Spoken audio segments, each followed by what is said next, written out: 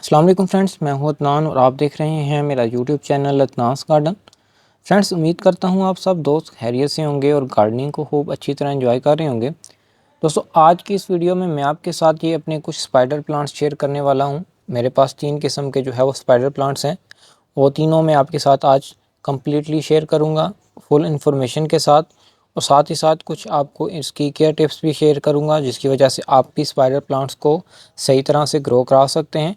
और दूसरा, कई लोगों के क्वेश्चंस होते हैं कि हमारे स्पाइडर प्लांट्स पर रनर्स नहीं आते। रनर्स वो जो जिनसे हम प्लांट्स को सेपरेट कर सकते हैं, मल्टीप्लाई कर सकते हैं, ये छोटे छोटे ब्रांचेस निकलती हैं, इन पर नए बेबी प्लांट्स बनते हैं जिनको हम सेपरेट करके अलग से नए प्लांट्स तैयार कर सकते हैं। तो उसकी क्या रीज़न होती है, सारा कुछ कंप्लीट इन्फॉर्मेशन आज की इस वीडियो में मैं आपके साथ शेयर करूंगा। सबसे पहले, ये मेरे पास जो पुराना स्पाइडर प्लांट है, ये तकरीबन 1.5 साल का अरसा हो चुका है मेरे पास ये मौजूद है। इसको पिछले दिनों में मैंने रीपोर्ट किया था, जिसकी वीडियो मैंने चैनल पर अपलोड की हुई थी। वो ये पहले मैंने जो है वो प्लास्टिक पॉट में लगाया हुआ था जिसमें ये रूट बाउंड हो चुका था। दूसरा, जो प्लास्टिक पॉट का डिसएडवांटेज ये रहता है कि जब भी हम प्लांट को पानी देते हैं तो पानी साइडों से होकर उसके ड्रेनेज होल काफ़ी होते हैं प्लास्टिक पॉट के, तो वो नीचे से निकल जाता था, जिसकी वजह से हमारे रूट्स तक जो है वो प्लांट्स की रूट तक पानी नहीं सही तरह पहुंच पाता था, जिसकी वजह से हमारा प्लांट जो है वो ख़राब होता है, सही तरह ग्रो नहीं कर पाता। तो इसलिए मैंने इसको जो है वो ट्रांसफ़र भी किया था और इसकी रूट प्रूनिंग भी की थी। वो वीडियो मैंने जो है वो आपके साथ शेयर की हुई है अपने चैनल पर, तो उसका लिंक मैं डिस्क्रिप्शन में डाल दूँगा। उससे आप देख सकेंगे कि कैसे स्पाइडर प्लांट को मैंने रिकवर किया है। ये मेरा प्लांट जो है वो काफ़ी डल हो चुका था, बिल्कुल मतलब ख़त्म होने के करीब था। बस आहिस्ता जो है वो मैंने इसको रीपोर्ट किया, रूट प्रूनिंग की, तो उसकी वजह से मेरा प्लांट जो है वो रिकवर हो चुका है और अभी माशाल्लाह से ये सही तरह ग्रो कर रहा है। ये इसकी जो स्पाइडर प्लांट का जो बॉर्डर है वो वाइट है और दरमियान में से ग्रीन है। इसी के साथ जो ये मेरे पास वैरायटी पड़ी है, इसी से थोड़ी मिलती जुलती वैरायटी है, लेकिन इसमें और उसमें थोड़ा बहुत डिफरेंस है। डिफरेंस ये है इनके कलर कम्बिनेशन का, और ये थोड़ा सा बुशी ग्रो करता है और इसकी जो लीव्स की चौड़ाई है वो भी ज़्यादा होती है। और इसका जो है वो उसका जो ये था, बॉर्डर पे वाइट कलर है और इसके दरमियान में वाइट कलर है और साइडों बॉर्डर जो है वो ग्रीन है, लाइट ग्रीन है।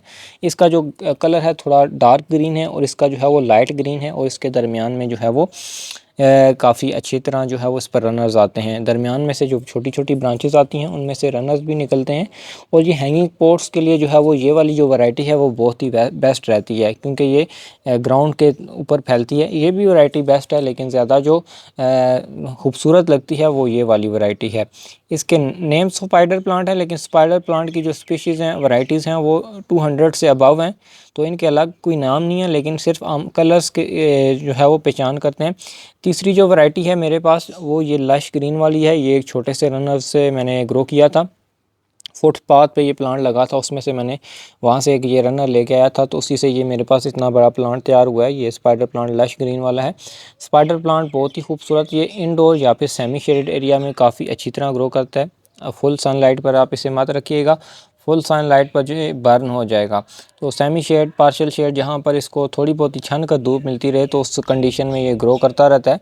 फुली इंडोर भी ये नहीं ग्रो करता। ऐसी जगह पर रखना है जहाँ पर इस पर सूरज की रोशनी जो है वो डायरेक्टली ना आए, लेकिन छन कर आए। मतलब आप बालकनी में रख सकते हैं, गैलरी में रख सकते हैं, तो उस सूरत में ये काफ़ी अच्छी तरह ग्रो करता रहेगा।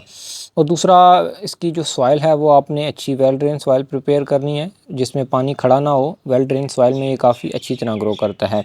उसी में ये आपका प्लांट अच्छी तरह ग्रो करेगा। जितना प्लांट अच्छी तरह जिस सॉइल में अच्छी तरह ग्रो करता है, तो उसी में ये रनर्स निकालता है। इसको ये आप देख सकते हैं, इस प्लांट को मैंने सैंडी सॉइल में ग्रो किया हुआ है, तो इसमें से काफ़ी रनर्स जो है वो निकल रहे हैं। इस प्लांट्स में से मैंने काफ़ी सारे प्लांट बनाए हैं, 1 2, और मज़ीद जो है वो इसमें से छोटे छोटे रनर्स निकलते रहते हैं, ब्रांचेस निकलती हैं जिन पर नए रनर्स बनते हैं, और इनको हम सेपरेट कर सकते हैं।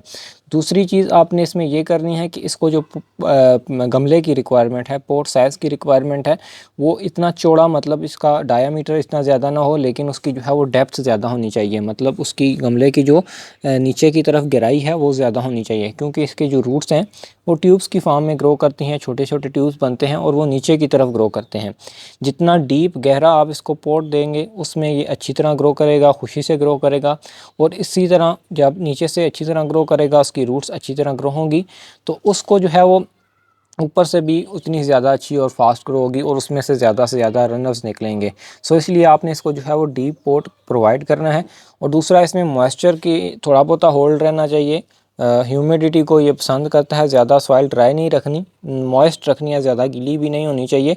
उस सूरत में ये आपका प्लांट अच्छी तरह ग्रो करेगा, लश ग्रीन आपका जो है फ्रेश लीव्स रहेंगे, इस तरह जिस तरह के ये मेरे हैं।